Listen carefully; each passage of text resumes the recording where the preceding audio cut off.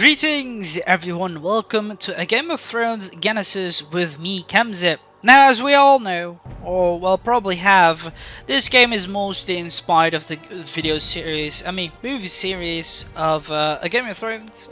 Sadly, the ending was a little bit of a shite, but that's our opinion. Then again, nothing against the developers or whatever, the makers and all that of the entire movie. It's so lovely, but just the ending, it could have been different. I'm not gonna spoil anything more. It's just saying my opinion about the entire movie. For those who haven't watched it, please go ahead and watch it. For those who have watched it, do enjoy the memes that are still being made till the day today, and of course, enjoy watching me playing this game. Now, obviously, as I said before, this game is an RTS game. There's also one of those story games. Like you can also just play it something like I don't remember. Dead or Walking or something, like some kind of a story game they can play and make decisions and all that. It is presented as well. I don't know, maybe I can play it as well one day, we shall see. But for now I'm gonna play this one, and I will inform you that I'm gonna start with the tutorial. I know there is not much videos about this game also present on YouTube, which I shall do. Because you know we love RTS games and we will play this, and that's the main objective of this entire channel, because we have finished Age of Empires, its series, the Stronghold series, we've finished Bannerman, we've finished War Party, and there's gonna be still a lot of coming. The Stronghold series are still going on as well with its challenges and the sorts, but we will play this for now. We will always start with the tutorial, and then we shall play it and have some fun, of course. So, let's see how this game will be. We're gonna see, however, tutorial. Okay, so there are 4 tutorials here. Welcome to a Game of Thrones Genesis tutorial. Choose the session of tutorial you wish to play. First of all, I think we have to start with the Creative Alliance, and then we will start with the underhand methods, peace and war, victory and pact. So do pay attention, guys, as we will go over it. Every day I will try to upload those, guys, 4x4, because I'm sure there's gonna be a lot of details in this, because it seems like a nice game and all that, so we shall have fun. Nonetheless, create an alliance. Welcome to a diplomacy tutorial. Here you will learn how to create an alliance of secret agreements and how to protect them from your opponents. To skip to the next dialogue, click on the right arrow. Okay. Active pause. You can use a spacebar to pause the game in this tutorial as well as in the campaign mode. While the game is paused, you can give out orders to your troops. When you go back to your game, these orders will take place automatically. To move the camera, you either press the arrow keys on the keyboard or move the cursor on the edges of the screen. For more information about the controls and game interface, press Ask and click on Game Help.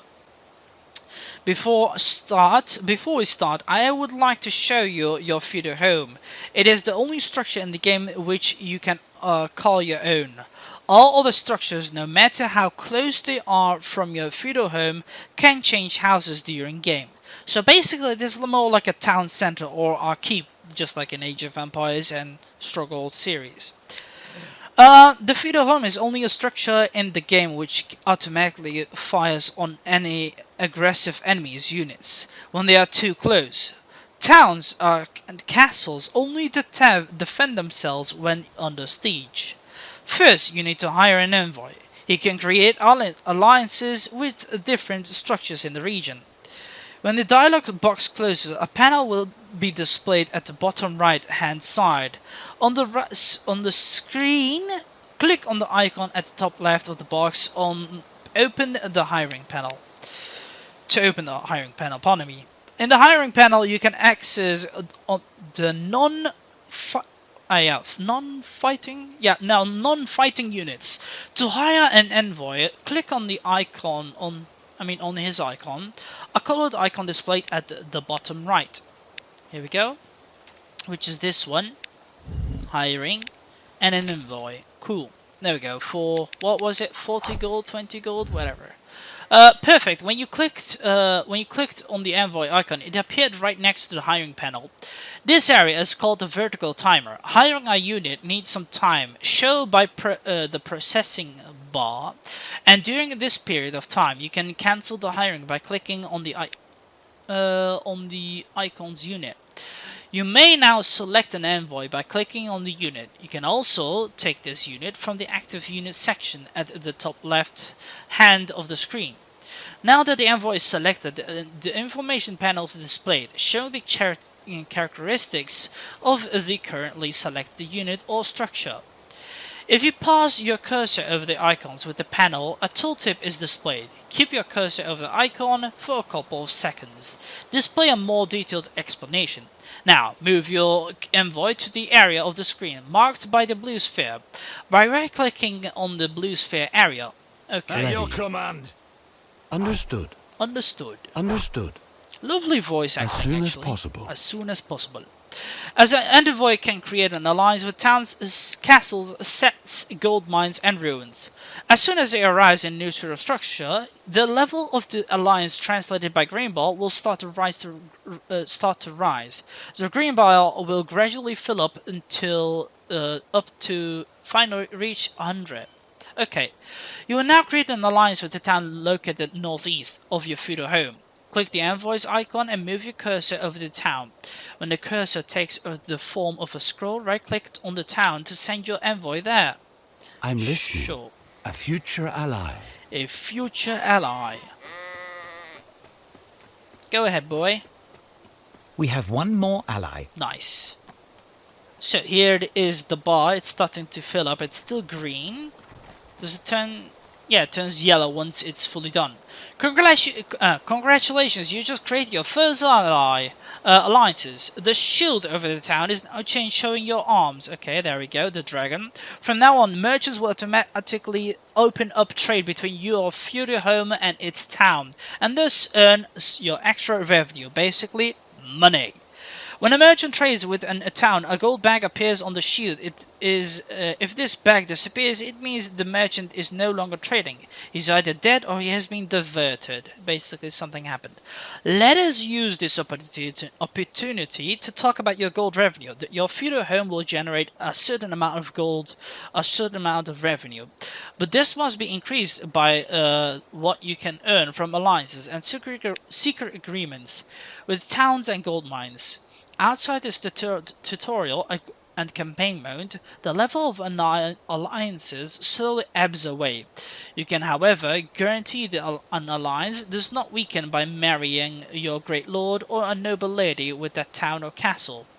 Look at the shield showing the Lannister's arms and a red bar, which represents the level of enemy alliances. You just have to send your envoy in the castle to reduce the level of enemies' alliances. When the bar empties, your envoy will create an alliance and the bar will change to green. Good. Yes? I shall undermine their alliance. Send your envoy to the castle located northwest of your feudal home. So basically this castle which we have to take over. We shall.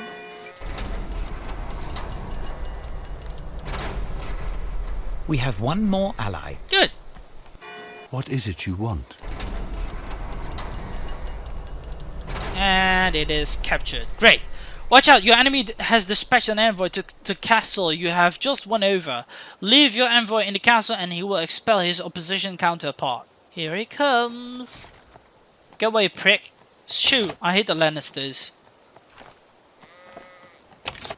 Now, expel the being present in this structure. Your envoy used his right of expulsion on the enemy envoy. The violation exclamation point over the enemy envoy's head shows that he is on an expulsionary return to his home, feudal home. Well, on expulsionary return, he is invulnerable, but also usable until he reaches his feudal home. Your next task consists of taking the last town. Unfortunately, the town is protected by guardsmen, units that you won't see without the helping of a spy, because they are invincible. To hire a spy, you click on the non-fighting units icon or press F1. The spy is not immediately available. You must first pay money to his guild by clicking on the eye icon. This will make him available to hire. This icon also appears in the vertical timer area. Once your payment to the guild is done, you'll be able to hire the spy. Sure. So here, this eye thingy, and press that guy so we'll get him. And then we need to send him that way. Yeah, that way. Send them there. New right. type of unit available. Now, he's done. Move the spy zone marked by the blue sphere near the town. Well, when standing still, the field of vision of the spy will double and a large purple circle will appear around him. The circle represents the zone where he can detect stealthy enemy units. Go ahead, boy. I'm listening. Run, boy. I'm on my way. Let's halter here. Straight away. There. Good.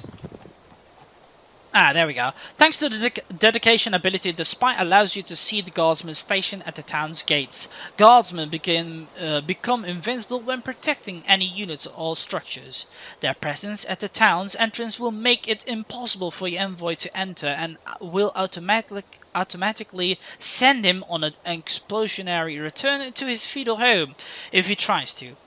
In normal course of a game, you will have to acquire different skills for your units, like the spy's secret agreement. Skills have not attached cost, they'll just require time to become active. It is possible to reduce the acquisition time by gaining an alliance with a castle. These skills come by default while in campaign mode and in tutorial. It is now time to send your spy pay this town a visit. Yes? This alliance will be kept a secret. Sure.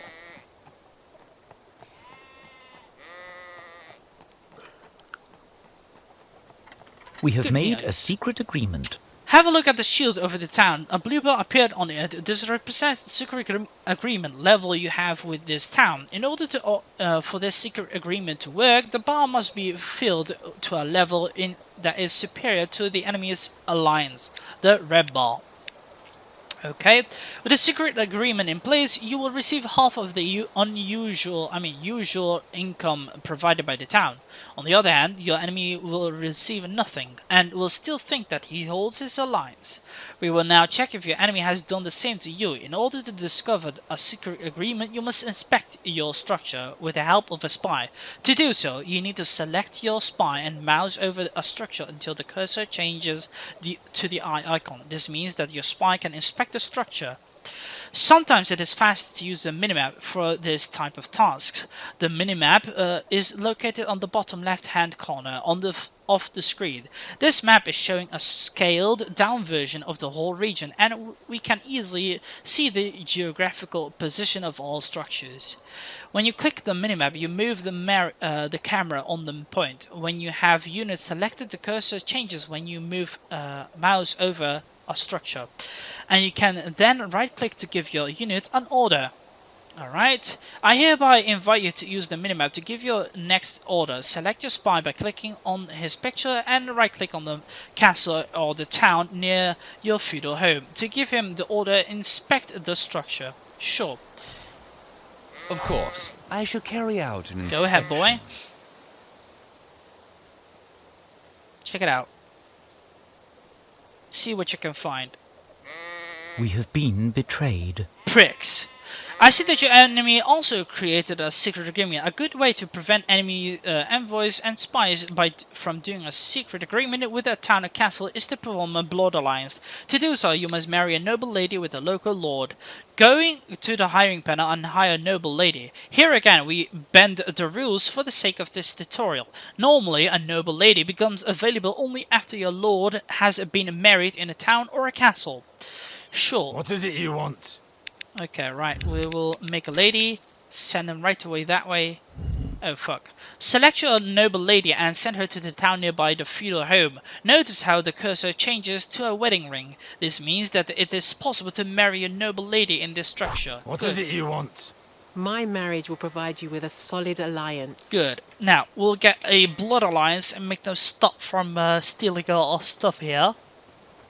We have already stole their stuff here as well, so they won't earn any money, but we shall. There we go.